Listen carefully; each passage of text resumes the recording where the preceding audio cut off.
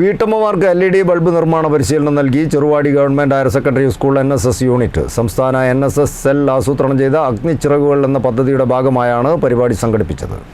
Cheruvadi government higher secondary school NSS യൂണിറ്റിൻ്റെ നേതൃത്വത്തിലാണ് വീട്ടമ്മമാർക്ക് LED bulb നിർമ്മാണ പരിശീലനം നൽകിയത്. സംസ്ഥാന NSS സെൽ ആസൂത്രണം ചെയ്ത അഗ്നിച്ചിറകുകൾ എന്ന പദ്ധതിയുടെ ഭാഗമായാണ് പരിപാടി സംഘടിപ്പിച്ചത്. വീട്ടമ്മമാർക്ക് ഉപജീവനമാർഗം കണ്ടെത്താൻ ഉതകും വിധം നൈപുണ്യങ്ങൾ പരിശീലിപ്പിക്കുക എന്നതാണ് പദ്ധതിയുടെ ലക്ഷ്യം. കൊടിയത്തൂർ ഗ്രാമപഞ്ചായത്ത് പ്രസിഡന്റ് T. കവിത ടീച്ചർ പരിശീലന പരിപാടി ഉദ്ഘാടനം ചെയ്തു.